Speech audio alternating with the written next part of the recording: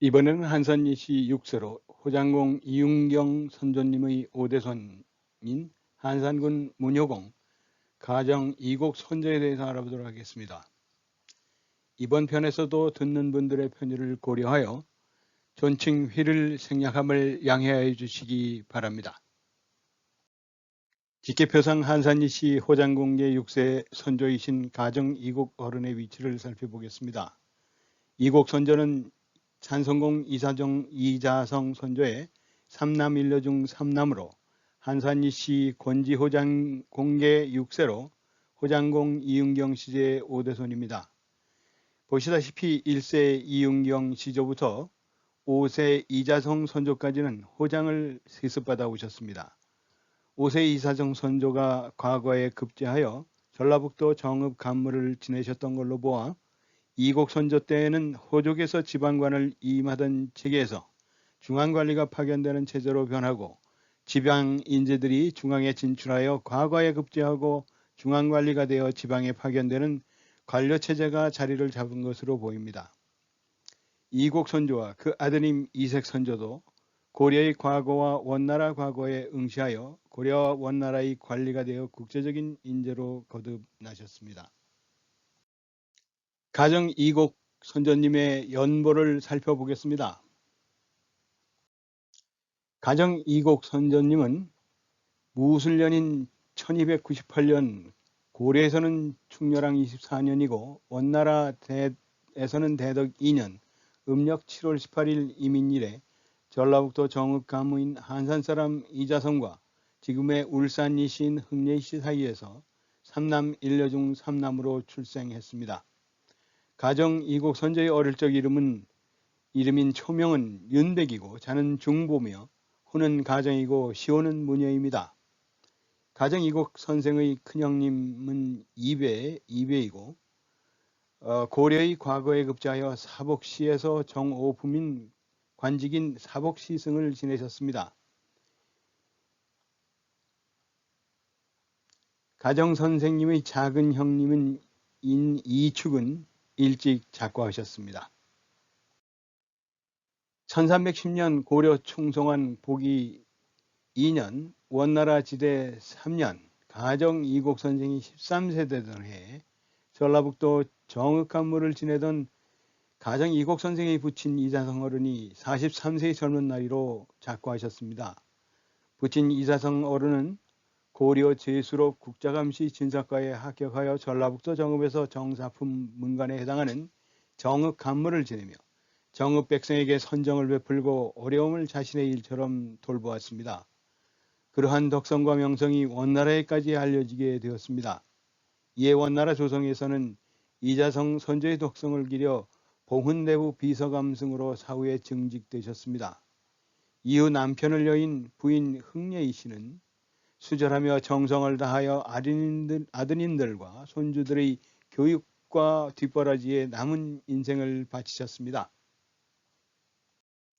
1317년 고려 충승왕 4년 원나라 연후 4년 가정 이곡 선생이 20세 되던 해에 고려의 거작과에 급제하여 예문관 검열이 되셨습니다. 거자씨는 고려 후기 원나라의 간섭기에 원나라의 과거에 응시할 자격을 주는 거자를 선발하기 위한 시험으로 이전의 국정감시와 비슷했습니다. 거자씨는 유생으로서 정치적 무리를 야기하거나 과거 시험에 부정행위를 한 자도 응시 자격을 박탈하였고 사대를 경과하지 않은 종친들도 문무과에 응시하지 못하게 하였습니다.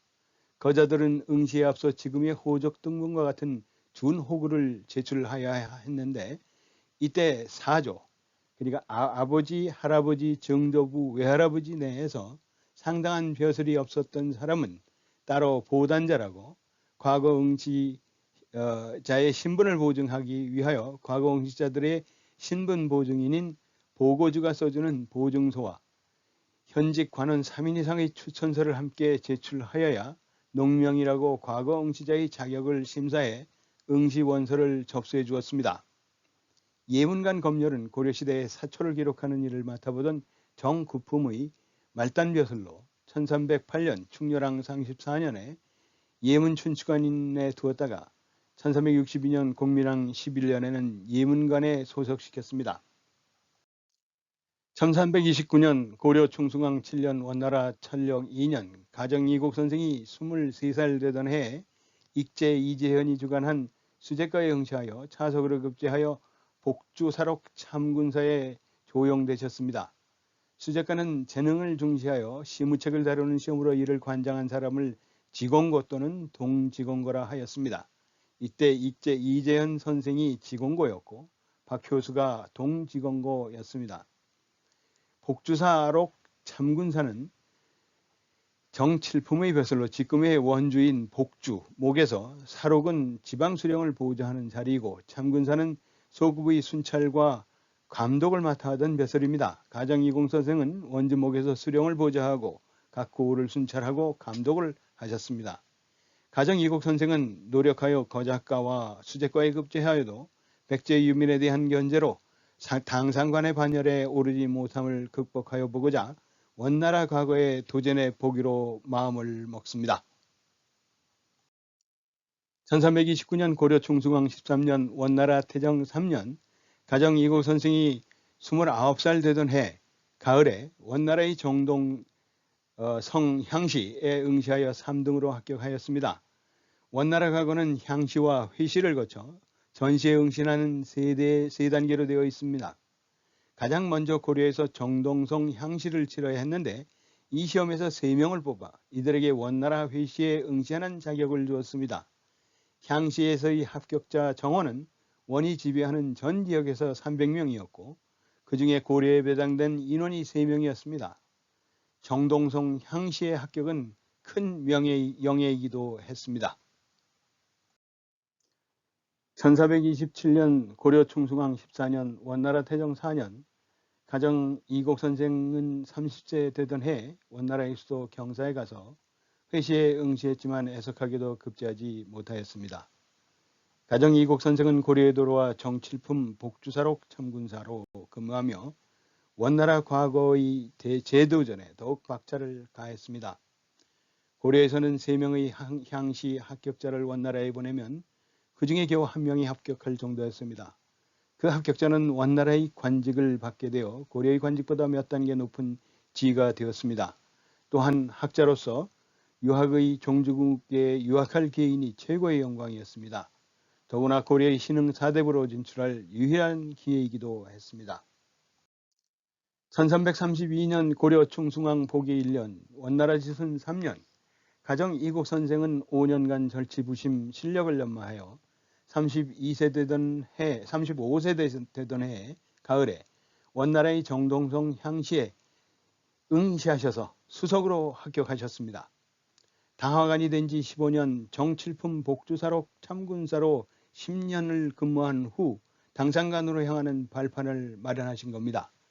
회시와 전시 합격자는 원나라의 관직을 받게 되어 고려의 관직보다 몇 단계 높은 지위를 받게 되고 학자로서도 유학의 종주국에 공부할 기회이자 고려의 신흥 4대부로 진출할 유일한 기회이기에 회시 전시 준비에 매진하였습니다. 1333년 고려 충숭왕 보기 2년 원나라 원통 원년 가정 이곡 선생이 36살 되던 해 두 번째 도전한 원나라 회시에 급제하고 연이어 전시에서 차석으로 뽑혀 진사 출신을 수여받았습니다. 이어 가정 이곡 선생은 원나라에서 승사랑, 한림국사원 검열관에 제수되었습니다. 이 전시 각과에 제출한 가정 이곡 선생의 답안지 대책을 보고 심사를 하던 원나라 독권관이 감탄을 했다고 합니다. 또한 이를 알고 원나라 세상들이 적극 천거하여 한림국사원 검열관이 되었다고 합니다.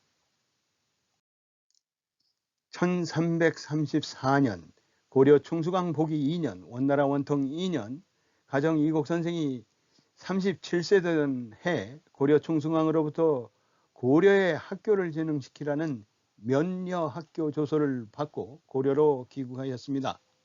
가정 이곡 선생이 고려에 머무는 동안 가정 이곡 선생의 신분은 원나라의 명을 받고 고려에 파견된 사신의 신분이었습니다.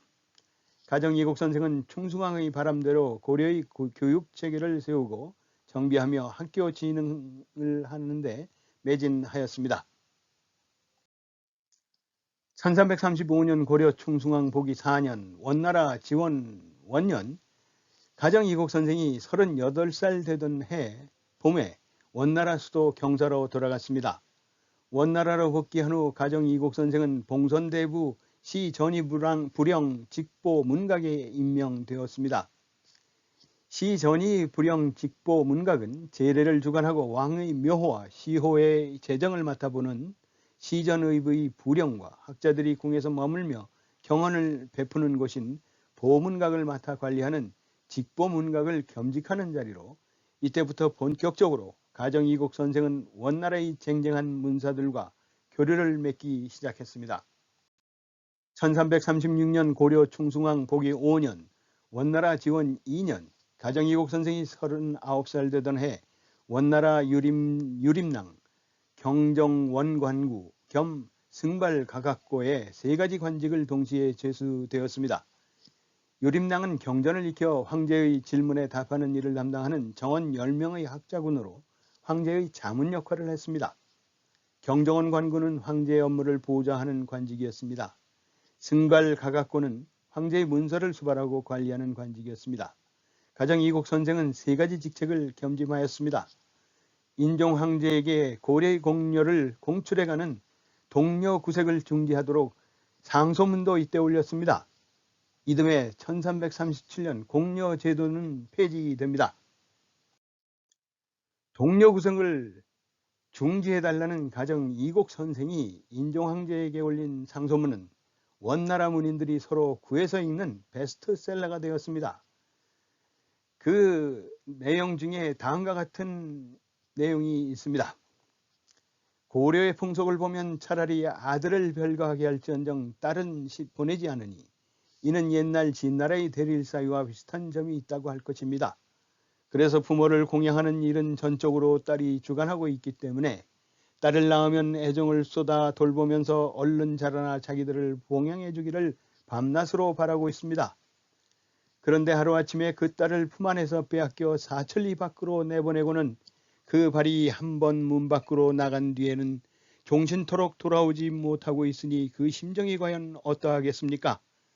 공료로 뽑히면 부모와 친척들이 서로 한 곳에 모여 곡을 하는데 밤낮으로 우는 소리가 끊이지 않습니다.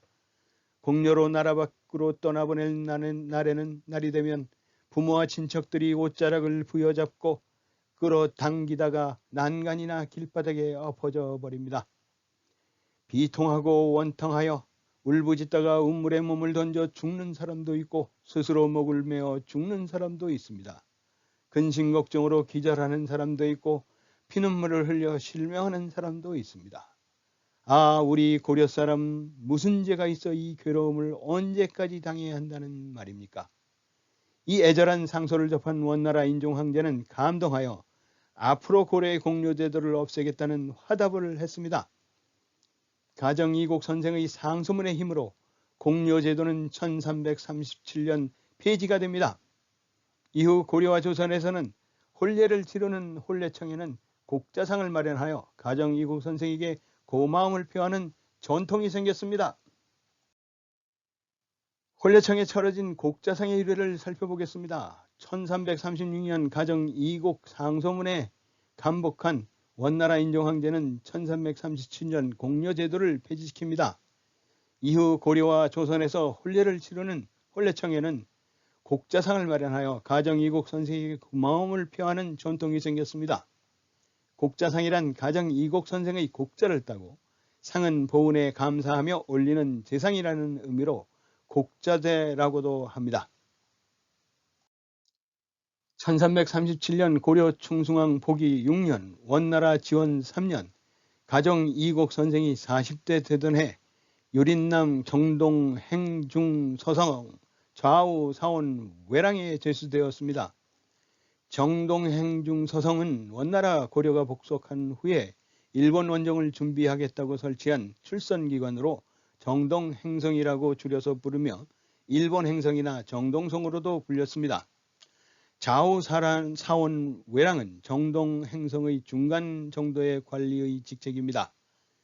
이해 그해 여름에는 종 3품 하계에 해당하는 중현대부 성균 죄주 예문관 재학 지제교로에 임명되었습니다. 가정 이곡 선생은 황실의 제사를 모시고 축문을 작성하는 성균 죄주와 황제의 칙령과 교서를 작성하고 기록하는 외교문서인 표와 전을 작성하는 예문관 재학 지제교를 겸임하였습니다. 여기서 성균 제주를 성균 죄주로 술잔 기울일 죄로 읽는 것은 관직에 사용한 관례라고 합니다. 1336년 가정 이곡 선생이 올린 상소문에 감복한 원나라 인종 황제는 1337년 공려제도를 폐지합니다. 1339년 고려 충승왕 보기 8년 원나라 지원 5년 가정 이곡 선생이 42세 되던 해 봄에 원나라 정순대부 판전교시사 예문관제학 지제교에 임명되었습니다. 정순대부는 정삼품에 해당하는 품계입니다. 판전교시사는 경적과 축문을 담당하는 전교시의 장으로 정삼품의 관직이었습니다. 예문관제학은 인재를 양성하고 학문을 연구하며 사초를 기록하는 예문관의 종이품 관직이었습니다. 지제교는 외교문서인 표, 전과 황제가 내리는 교서에 글을 짓는 일을 맡은 관직으로 크고 작은 제문도 지어 올렸습니다. 가정 이곡 선생은 3가지 직책을 겸직하셨습니다.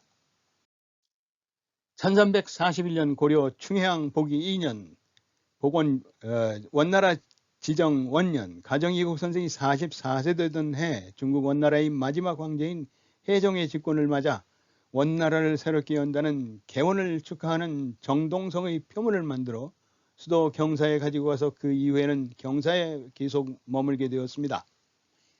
해종은 원의 12대 황제로 재위가 1341년부터 67년까지이고 몽골 제국의 14대 칸이었고 북원의 황제이기도 했습니다.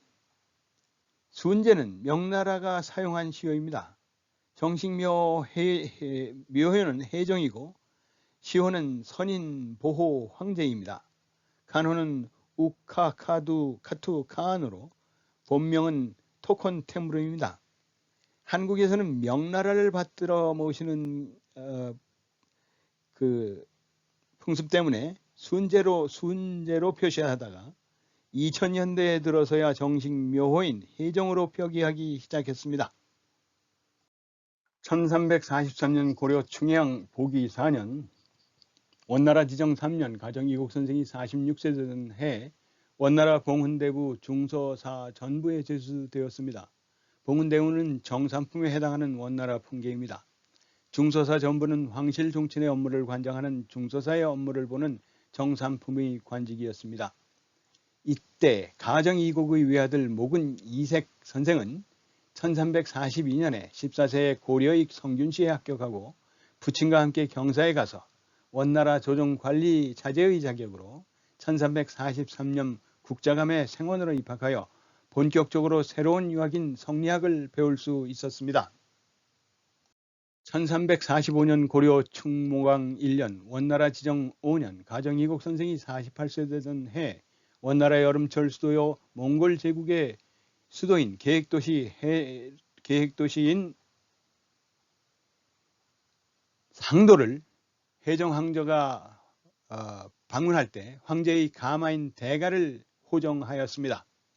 그해 겨울 종이품인 봉익대부 판전교시사 예문관 제학 동지춘추관사 상호군에 임명되었습니다. 가정 이곡 선생은 판전교시사 예문관 제학 동지춘추관사 상호군은 전교시의 최고관직인 판전교시사와 예문관의 종이품관직인 예문관제학, 실록 편찬을 관장하는 동지춘추관사, 그리고 2군 6위의 최고 지휘관인 상호군 등 무려 4개의 관직을 겸직했습니다. 또 봉익대부 밀직부사에 임명되었습니다. 가정 이곡 선생은 그에 더하여 밀직부사는 황명의 출납과 왕궁의 경호 및 군사기밀을 맡아보는 밀직상의 종이품 관직도 겸했습니다. 1346년 고려 충무왕 2년 원나라 지정 6년 가정 이곡 선생이 49세가 되던 해 고려에 새로 나온 역사를 배포하는 반삭을 위해 귀국합니다. 그의 봄에 고려 왕명의 출록과 궁중의 수기 그리고 군기의 정사를 맡아보던 밀직사의 동지밀직사사에 임명되었습니다. 그의 여름에는 정의품의 광정대부로 중서문화성의 정당문학이 되고 왕을 학문적으로 자문하는 진현관의 진현관제학과 왕명의 작성과 시정의 기록 및 역사를 편찬하고 관장하는 춘추관의 지춘수관사 그리고 이군과 유기의 최고 지휘관인 상호군에 임명되었습니다. 또 그의 가을에는 종일품, 중대강, 한산군에 봉해지고 인재를 양성하고 학문을 연구하며 사조를 기록하는 예문관의 최고직인 예문관 대제학과 계속해서 지춘수 관사에 임명되었습니다. 1317년 충무광 4년 민지가 고려왕조 역사서를 초안하여 편성한 편년 강목을 이재현, 안축, 안진, 이인복과 함께 중수본을 집필했습니다. 1347년 고려 충무광 3년 원나라 지정 7년 가정 이국 선생이 50세 되던 해 고려에 새로 나온 역사를 배포하는 반삭의 임무를 완수하고 원나라의 수도 경사로 복귀했습니다. 그해 겨울에는 과거를 관장하는 동지검거가 되어 과거에 응시하여 향시와 회시를 거쳐 전시에 임한 김인관 등 33명에게 시제를 내리고 필답을 받고 문답을 나누어 급제자를 선발하는 시치에 임했습니다. 시치를 통해 자신이 관장한 문과에 급제한 젊은 인재와 좌주 그리고 문생들과 유대 관계를 맺었습니다. 1348년 고려 충무광 4년 원나라 지정 8년 가정 이곡 선생이 51세 되던 해 황제의 조칙의 위반과 기초를 맡는 중서성 관리를 감찰하고 임명하는 감창의 업무를 보았습니다. 그해 여름에는 광정대부 도청의 찬성사 우문관 대제학 감춘추 관사 상호군에 재차 임명되었습니다. 그리고는 그해 가을 고려로 귀국하였습니다. 1349년 고려 충종왕 1년 원나라 지정 9년 가정 이곡 선생이 52세 되던 해 가을에 관동을 유람하셨습니다. 가정 이곡 선생이 남긴 금강산 유람기인 동류기를 살펴보겠습니다.